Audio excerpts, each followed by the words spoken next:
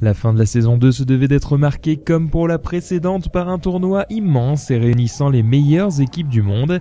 Riot a donc tout pris en main afin d'organiser ce qui s'avère être maintenant un événement majeur dans le monde de l'e-sport.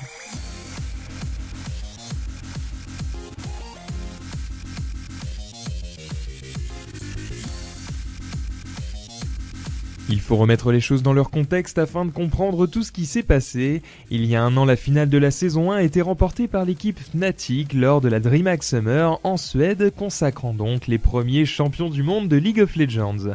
Bien de l'eau a coulé sur la faille de l'invocateur depuis les 50 000 $ remportés par Fnatic.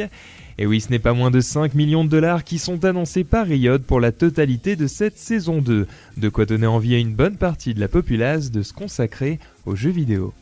Toutes les équipes aux 4 coins du monde se sont alors lancées dans le circuit officiel afin d'espérer décrocher le billet pour les phases finales et avoir une part du gâteau. C'est donc 12 d'entre elles qui disputeront les World Championship Playoffs en direct de Los Angeles du 4 au 6 octobre. Team Solomid, Moscow 5, World Elite et Taipei Assassin, sortis chacune première de leur circuit, se retrouvent automatiquement qualifiés pour les quarts de finale.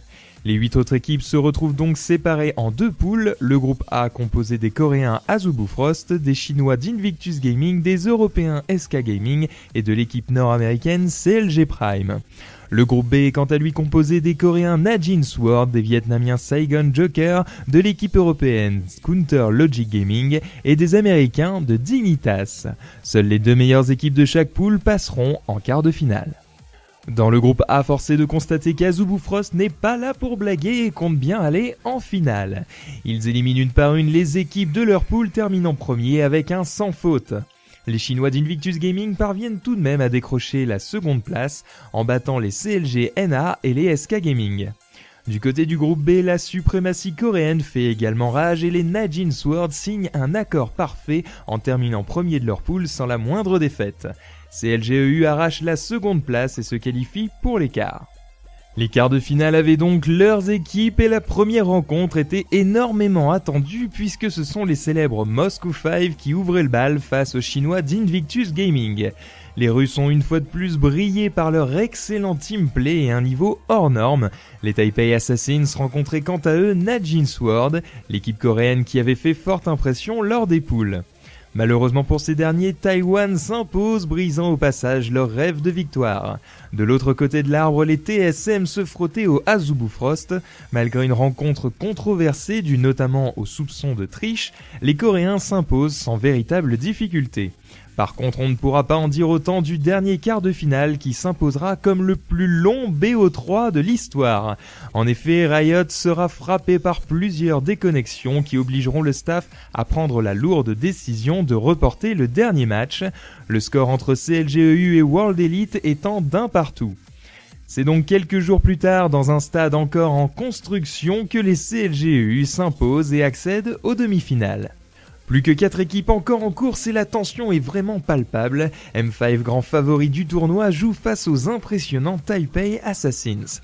Après une première game vraiment sous contrôle des Russes, les Taïwanais montrent les crocs et leur jeu solide en prenant la seconde manche. Le suspense est à son comble lors de la dernière game, mais ce sont finalement les Asiatiques qui remporteront la game à la surprise générale et au grand étonnement de nombreux viewers. De l'autre côté, les CLGEU étaient bien décidés à prendre leur revanche face au Azubu Frost. Après la première game et une prise de confiance, les Européens vont malheureusement déjanter 2 fois de suite et tomber sous les coups de l'étendard dématien. Si vous vous souvenez, lors de la finale de la saison 1, les Asiatiques n'avaient pas fait long feu. Belle revanche en saison 2 puisque c'est une finale 100% Asie. Énormément de personnes étaient présentes pour regarder en direct cet événement qui aura rassemblé plus d'1 million de spectateurs. Un BO5 de folie qui réunit les 2 meilleures équipes du monde sur League of Legends et la première game se lancera devant une foule en délire. Ce sera la partie la plus disputée d'ailleurs puisque les Coréens d'Azubu Frost arracheront la première victoire de manière follement folle.